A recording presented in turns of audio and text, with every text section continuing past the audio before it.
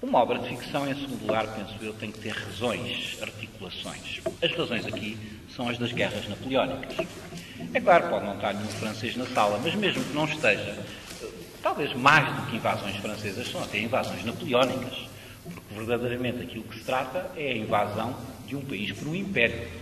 E isto no sentido muito literal, boa parte das tropas nem sequer eram francesas, eram suíços, eram italianos, eram alemães, eram arrebanhados pelo imperador Napoleão em toda a Europa e enviados, nomeadamente para Portugal, na primeira invasão, podiam-se comparar a tropas SS, como os nazis, porque eram as tropas especializadas na repressão dos monárquicos da Vendeia, vinham para um país que já sabia que poderia causar problemas, e as divisões de Junot, vindas do campo de operações da Bretanha, são desse tipo.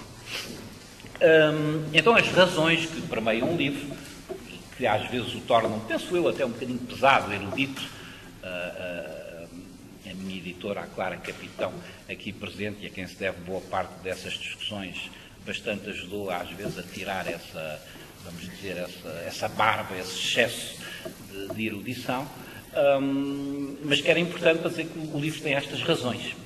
Por aqui passa aquilo que foi a guerra peninsular, as invasões napoleónicas, a tentativa de fazer a Europa à força, digamos assim, como foi Napoleão, como foi Hitler e como agora aparentemente está afastado, porque, enfim, não há comparação possível com o Banco Central Alemão, pese embora poder estar na mente de todos os problemas da unidade europeia, etc, etc, mas não é a mesma coisa, definitivamente. Por outro lado, uma obra de ficção precisa de um bocadinho de espetáculo. Tem que acontecer qualquer coisa que nós fiquemos a olhar, que saibamos recriar cenários e isso. Eu talvez tenha começado a pensar a fazer a obra, porque estava a assistir, não sei se está cá a Helena Carvalho Pereira, acho que não está, eu estava a assistir a um recital de um coro, o Lisboa Canta-te, num teatrinho que eu nem sabia que existia em Lisboa, que é o Teatro de Belém. Fica mesmo ali em frente na Calçada da Ajuda, que está semi-restaurado. E estava a ver, e esse teatro, quem lá foi, sabe que tem umas condições de grande proximidade entre o público e quem está a fazer a atuar, neste caso um coro.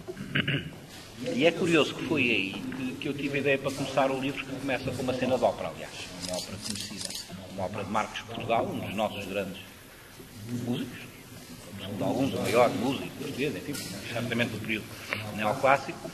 E o livro começa com uma cena de ópera. Isto para dizer que há um lado da ficção que é completamente imprevisível. Nós não sabemos o que é que vai acontecer. Pode sair bem, pode sair mal.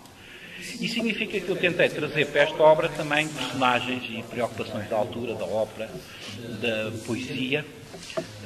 Os descendentes, os Árcades, descendentes do Bocage, estão aqui presentes.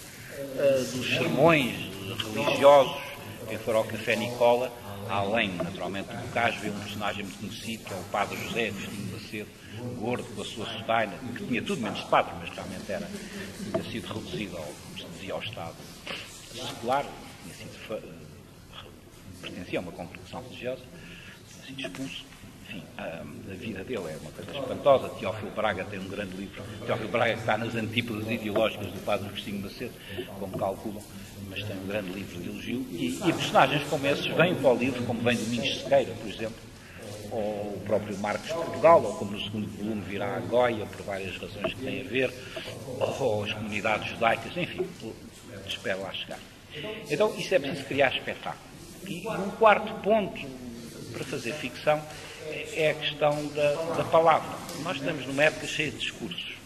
Eu já tenho dificuldade em ouvir telejornais, em ouvir comentadores políticos, em ouvir... Eu até tenho dificuldade em ouvir-me a mim mesmo, devo dizer, às minhas opiniões. Já estou saturado das minhas opiniões, porque nós estamos envolvidos num mar de palavras que a certa altura já nem nos conseguimos libertar.